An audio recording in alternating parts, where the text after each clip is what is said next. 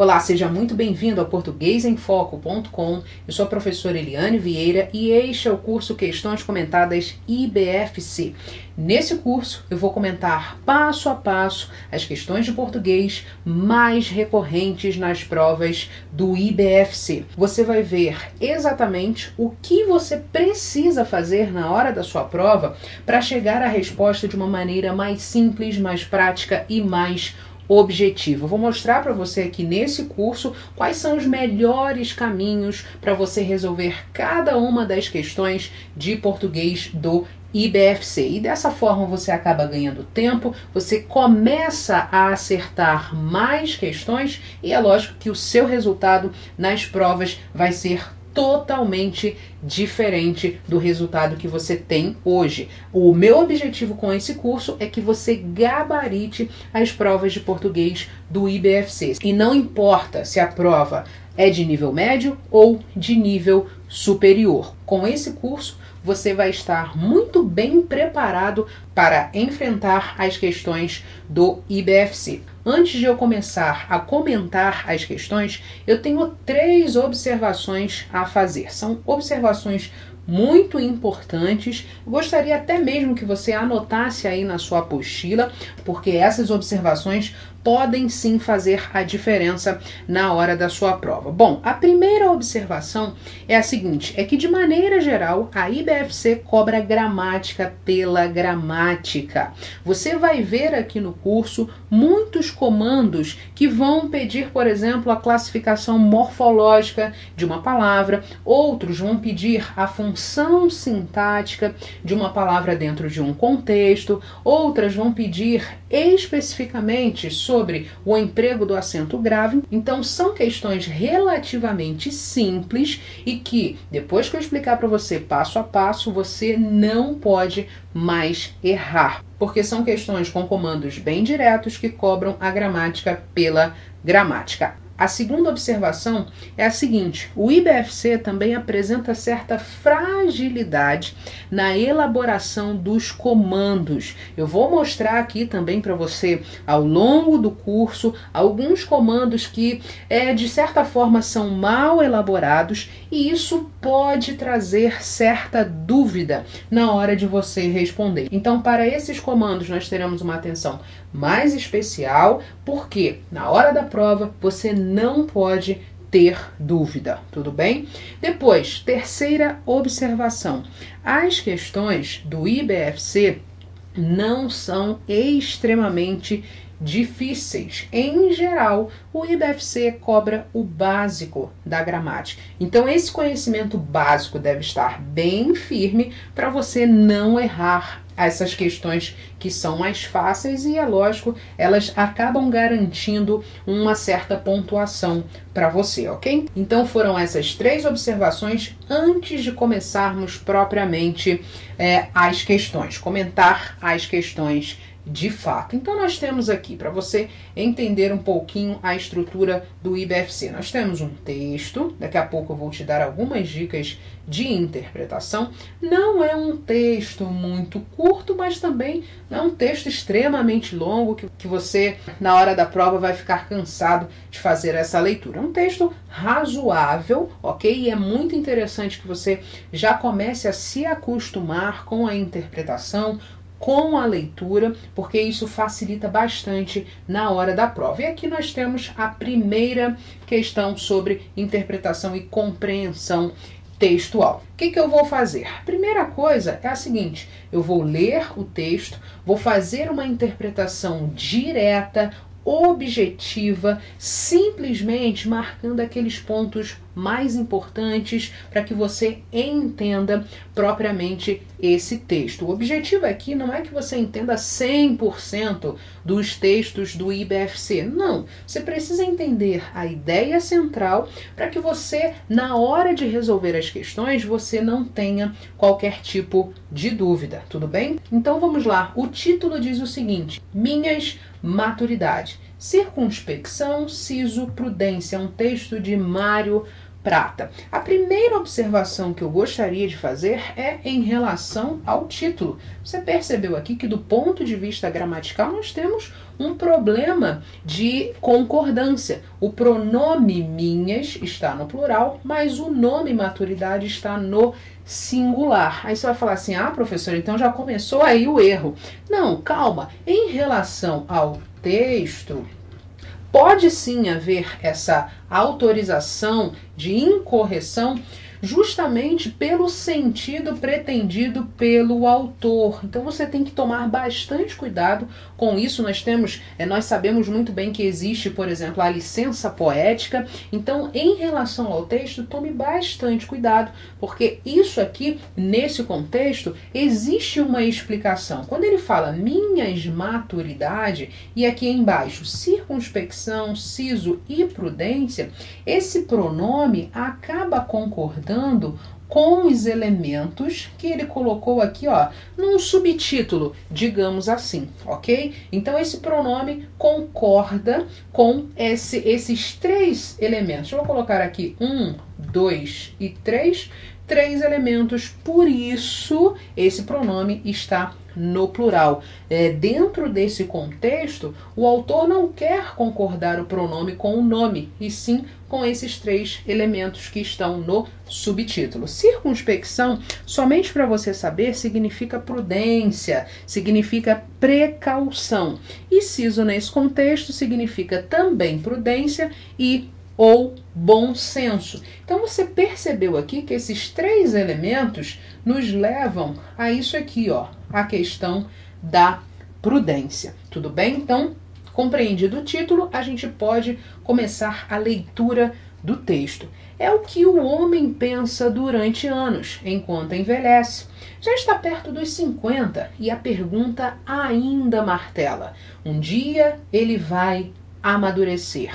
Quando um homem descobre que não é necessário escovar os dentes com tanta rapidez, tenha certeza, ele virou um homem maduro, só sendo mesmo muito imaturo para escovar os dentes com tanta pressa. Então, nesses dois primeiros parágrafos, o que a gente consegue perceber aqui em relação a esse texto? Ele apresenta para o leitor essa dualidade entre um homem maduro e um homem imaturo. E ele coloca aqui um elemento do dia a dia, como escovar os dentes. E o que ele coloca aqui, ó? Que quando o homem descobre que não é necessário escovar os dentes com tanta rapidez, tenha certeza, esse homem virou um homem maduro. E ele faz essa oposição, só sendo mesmo um homem imaturo para escovar os dentes com tanta pressa. Então a gente viu aqui um elemento do dia a dia, que é o escovar os dentes, e ele coloca essa dualidade entre o homem maduro e o homem imaturo. E ele segue: e o amarrar do sapato pode ser mais tranquilo, arrumando-se uma posição menos incômoda, acertando as pontas. Não sente culpa de nada, mas se sente, sofre como nunca. Mas já é capaz de assistir à sessão da tarde sem a culpa a lhe desviar a atenção. Então aqui ele está basicamente retratando o homem maduro. Ele está pintando, digamos assim, a imagem do homem maduro para o leitor. E ele também, para retratar essa maturidade, ele coloca elementos do dia a dia. Ele continua colocando elementos do dia a dia. O primeiro, como eu falei, foi o escovar os dentes. Agora ele fala do amarrar dos sapatos. Ele fala também que esse homem maduro não sente culpa de nada. Ele já é capaz de assistir à sessão da tarde sem a culpa ali desviar a atenção, ou seja, desviar a atenção do homem. Então este lê acaba recuperando a ideia do homem maduro. E ele segue: é um homem mais bonito, não resta a menor dúvida. Homem maduro não bebe, vai à praia, não malha. A malhação denota toda a imaturidade de quem a faz. Curtir o corpo é ligeiramente imaturo. Então, para o autor, a malhação denota toda a imaturidade da pessoa que a pratica. Então, ele continua aqui neste parágrafo, vou colocar aqui uma setinha, ele continua pintando aquela imagem do homem maduro no imaginário do leitor. E ele segue: nada como a maturidade para perceber que os intelectuais de esquerda estão finalmente acabando. Restam 1 em 5. Sorri tranquilo quando pensa que a pressa é coisa daqueles imaturos. Quem sorri? O tal do homem maduro que ele está construindo ao longo do texto. E ele segue: o homem maduro gosta de mulheres imaturas. Fazer o quê? Esse fazer o quê acaba nos remetendo a algo que, olha, o homem maduro também não é tão perfeito assim, porque ele gosta de mulheres imaturas. Isso tudo, preste bastante atenção, é a opinião do autor do texto. Você não pode confundir aquilo que está no texto com algo que está fora do texto, com a sua opinião pessoal sobre algo que está no texto. Por exemplo, aqui você não poderia querer questionar o autor sobre essa questão de, poxa, o homem maduro gosta de mulheres imaturas, que preconceito isso. Não, esqueça isso, não confunda o que você acha, os seus argumentos, com o que está no texto. Às vezes, isso é o que te faz errar as questões de compreensão e interpretação de textos, tudo bem? Então tome bastante cuidado com esse ponto. O homem maduro muda muito de opinião. Essa coisa de ter sempre a mesma opinião, ele já foi assim.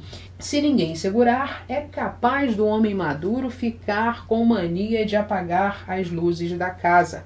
O homem maduro faz palavras cruzadas. Se você observar bem, ele começa a implicar com os horários. Nós temos aqui um C condicional. A maturidade faz com que ele não possa mais fazer algumas coisas. Se pega pensando, sou um homem maduro. Um homem maduro não pode fazer isso.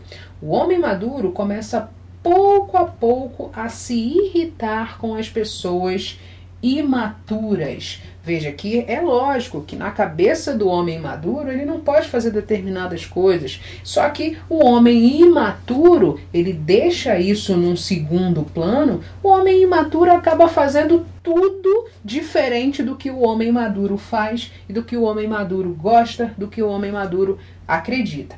E ele segue: depois de um tempo, percebe que está começando a sentir inveja dos imaturos. Então, depois de um tempo, esse homem maduro começa a perceber que ele está meio que sentindo inveja dos imaturos, daquela flexibilidade, por exemplo, dos imaturos. E ele segue: será que os imaturos são mais felizes? Ora, ele faz um questionamento aqui. Então, quando ele começa a se questionar, ele acaba gerando uma dúvida em relação àquilo que ele é dentro desse contexto.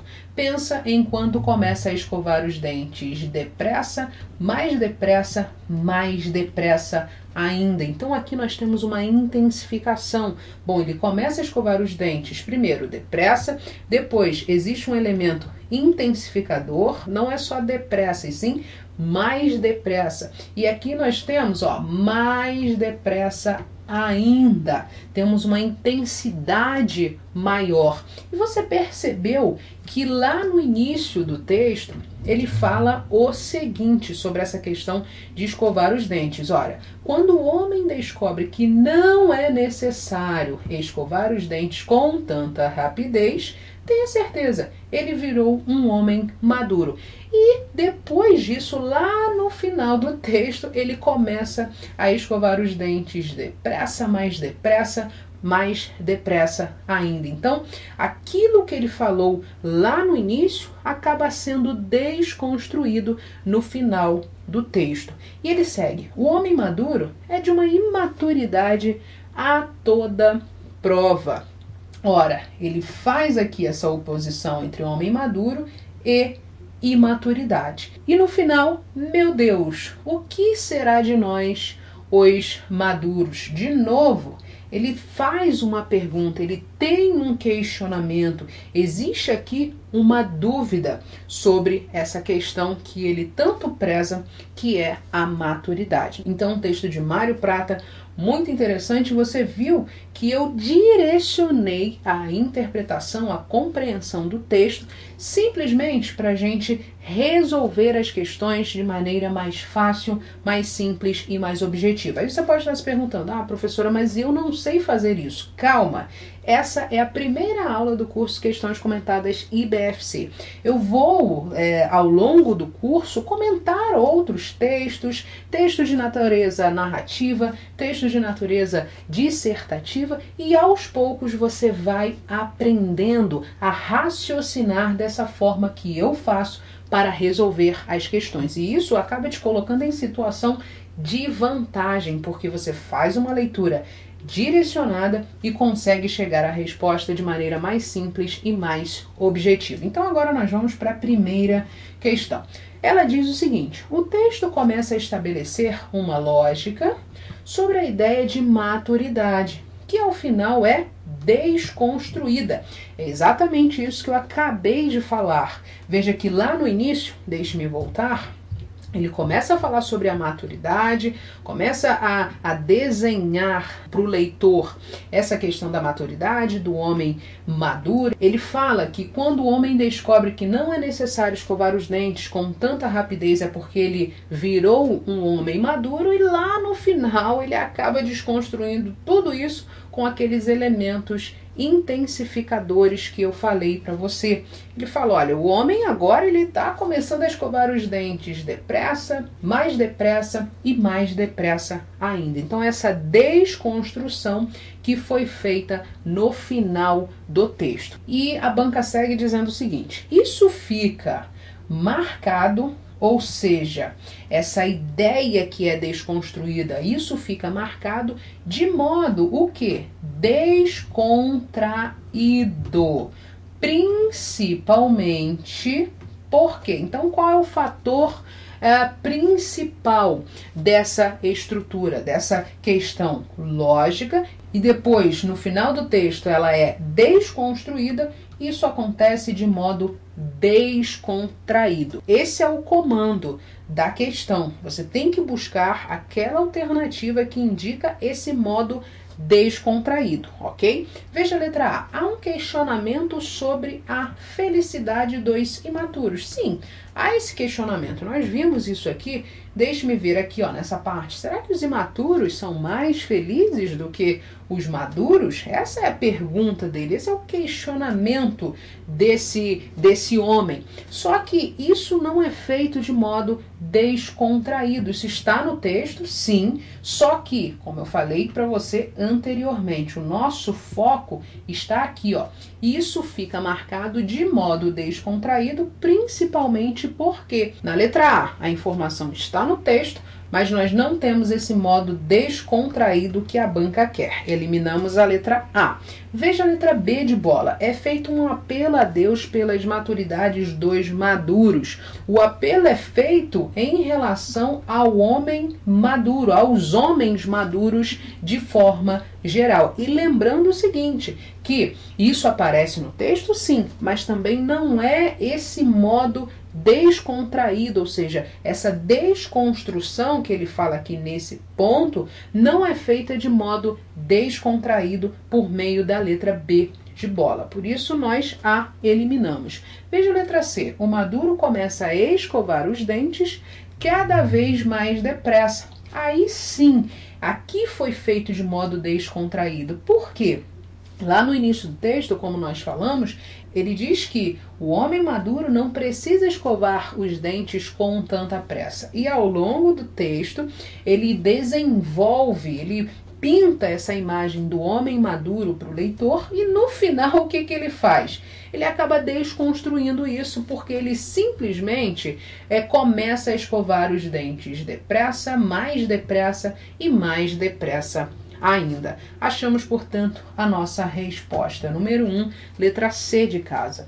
Veja a letra D. Os imaturos sentem inveja da vida dos maduros. Não, aqui o homem maduro que começa a sentir inveja dos imaturos. Nessa parte ele diz, depois de um tempo, percebe que está começando a sentir inveja dos imaturos. E a banca aqui colocou a informação invertida. Ela diz que os imaturos sentem inveja da vida dos maduros. Não, são os maduros que nesse ponto do texto começam a sentir inveja dos imaturos. Eliminamos a letra D.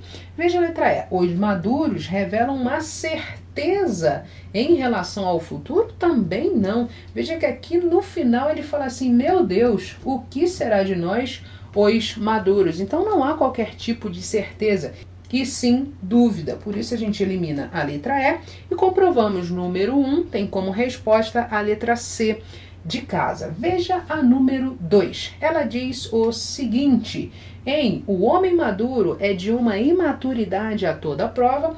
Para provocar expressividade foi empregada uma figura de estilo que se caracteriza sobretudo. Ora, a gente precisa analisar essa parte aqui do texto. Quando a gente fala o homem maduro é de uma imaturidade a toda prova, nós temos aqui uma relação clara de oposição estabelecida entre a palavra maduro e a palavra imaturidade. O que acontece aqui? Nós temos uma aproximação de palavras, mas também poderia ser uma aproximação de expressões de sentidos opostos. Então aqui há uma oposição, maduro e maturidade. Que figura de estilo é essa? A antítese.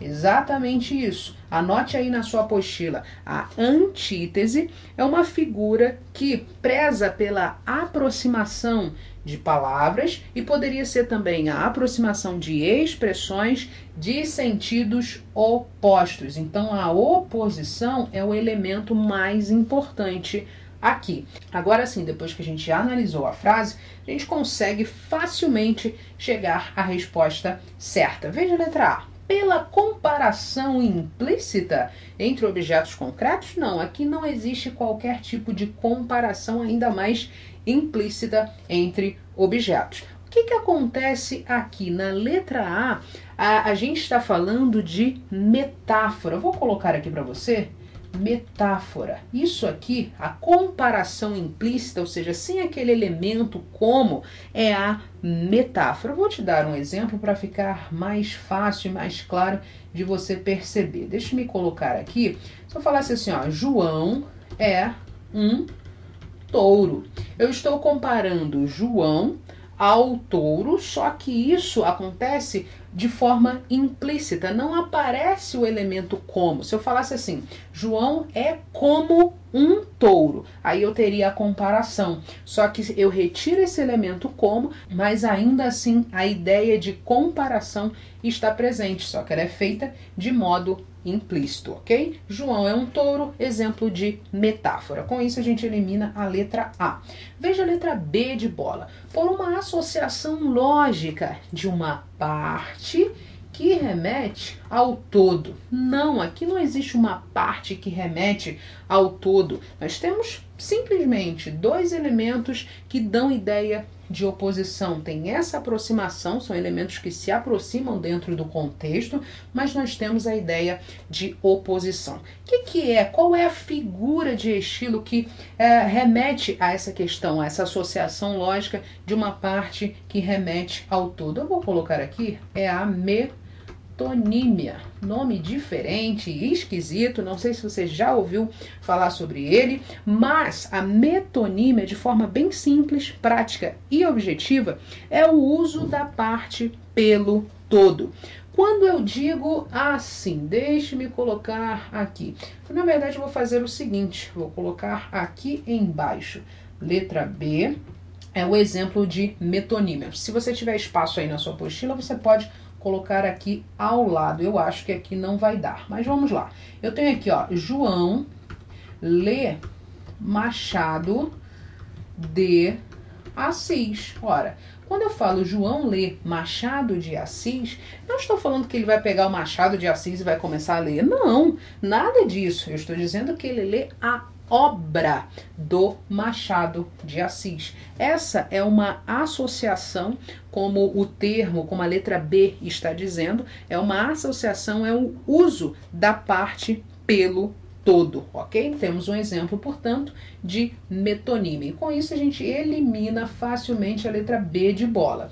Veja a letra C. Pela tentativa de suavização de uma ideia considerada ilógica. Ora, qual é a figura que vai explorar essa questão da suavização? Muito simples, o eufemismo. Exatamente isso, o eufemismo trabalha com essa suavização.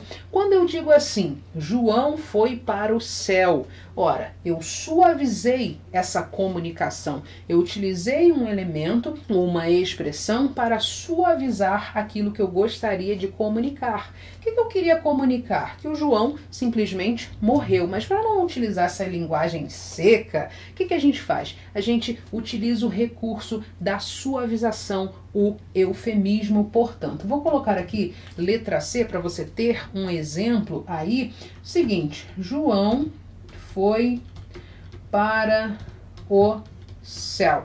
Esse é um exemplo de eufemismo, de suavização na linguagem, ok? Letra C não é a nossa resposta. Lembrando que aqui nós vimos a questão de oposição, uma antítese. Veja a letra D de dado. Pelo emprego de palavras que apontam para quê? Para sentidos contrários, sentidos opostos. Aí está perfeito, nós temos uma oposição, nós temos a antítese. Letra D de dado, não há qualquer tipo de dúvida, é a nossa resposta. Agora veja por que não pode ser a letra E. Pela atribuição de características humanas a seres inanimados. Ora, esse tipo de figura se chama personificação, ou também tem um outro nome, prosopopeia, ok? Personificação ou prosopopeia é quando a gente atribui essas características humanas a seres inanimados. Se eu falasse assim, vou te dar um exemplo. Anote aí, letra E, o exemplo de personificação ou prosopopeia. O cachorro conversava com o gato sobre a vida. Ora, o cachorro não pode conversar, o cachorro não pode falar, o gato também não pode falar. Então você percebeu que a gente simplesmente colocou características humanas, no caso o ato de falar, aos animais, ao cachorro e ao gato. Temos o caso de personificação ou prosopopeia. Por isso a gente elimina a letra E e temos como resposta, não há qualquer tipo de dúvida, letra D de dado. Uma observação extremamente importante. Eu gostaria que você anotasse tudo, exatamente tudo, todos os exemplos, tudo que eu colocar aqui.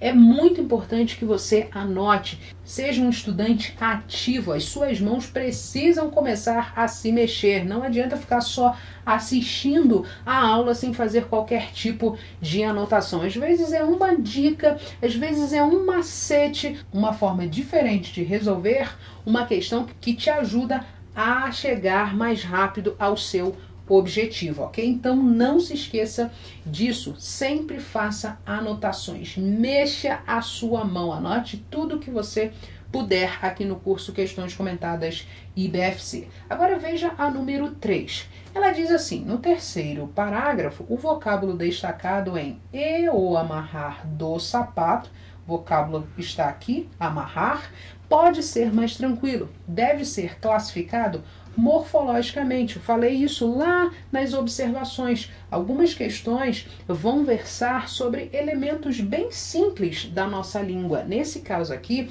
classificação morfológica. E o que você precisa lembrar? Nós temos 10 classes gramaticais na língua portuguesa. Eu vou colocar aqui para você.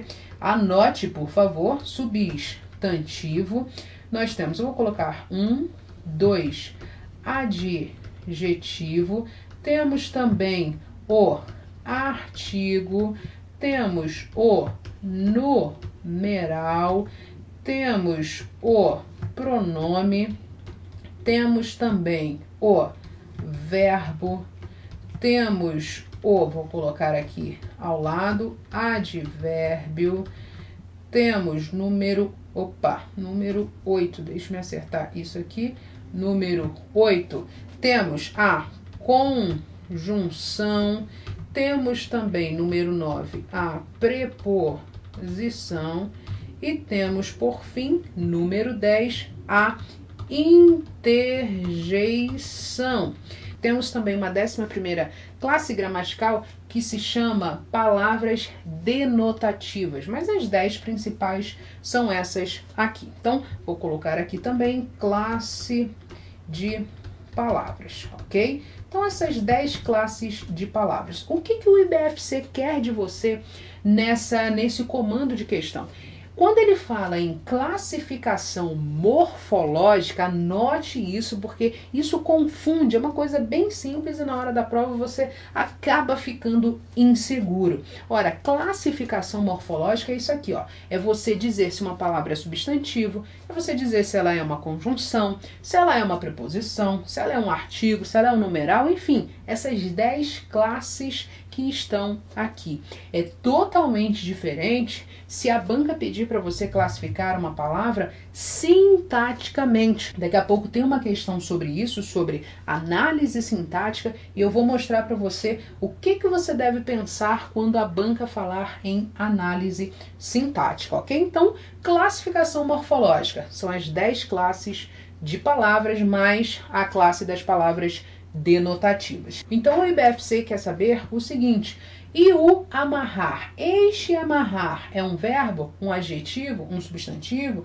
um advérbio, um pronome? Qual é a classe gramatical desse elemento? O que você precisa saber? Qual é o pulo do gato para você não errar essa questão e não achar que se trata de um verbo? Veja que aqui nós temos um artigo. Esse elemento na língua portuguesa é extremamente poderoso. Por que o artigo é poderoso? Porque ele simplesmente muda a classe gramatical de uma palavra. É exatamente isso. Quando você coloca um artigo antes de um adjetivo, esse adjetivo se transforma em substantivo. Existe o processo da substantivação e isso aconteceu aqui. Amarrar sozinho, se eu pensar isoladamente nessa palavra, com certeza nós temos um verbo, mas a partir do momento que aparece um artigo antes deste verbo, vou colocar aqui, ó, o amarrar para ficar mais fácil. Então, a partir do momento que aparecer um artigo antes desse verbo, ele substantiva o verbo. Isso quer dizer que esta palavra morfologicamente funciona como um substantivo. Houve aqui, portanto, o processo da substantivação, tudo bem? Não se esqueça disso, é muito importante. O artigo substantiva qualquer palavra da língua portuguesa. Pode ser um adjetivo, pode ser um advérbio, pode ser um verbo, não importa. Aparecer um artigo, ele tem essa força, esse poder de substantivar essa palavra. Então, número 3 tem como resposta a letra C de casa. Nós não temos um verbo, ele também não é um adjetivo. O adjetivo você sabe que caracteriza, especifica um nome, e não foi o que aconteceu aqui. O advérbio, qual a principal característica do advérbio? Ele é uma palavra invariável que modifica um verbo, um adjetivo ou um próprio advérbio. Então, a gente também consegue eliminar a letra D de dado. E o pronome? Qual a principal característica do pronome? Ele está ali substituindo ou acompanhando um nome e ele faz parte das palavras variáveis da língua portuguesa, ok? Então não há qualquer tipo de dúvida. Número 3, letra C de casa. Daqui a pouco eu volto para corrigir as outras questões e a gente vai ter uma questão especificamente sobre função sintática. E é bom que você consegue perceber rapidamente a diferença entre classificação morfológica e classificação sintática. Um abraço e até a nossa próxima aula. Tchau, tchau!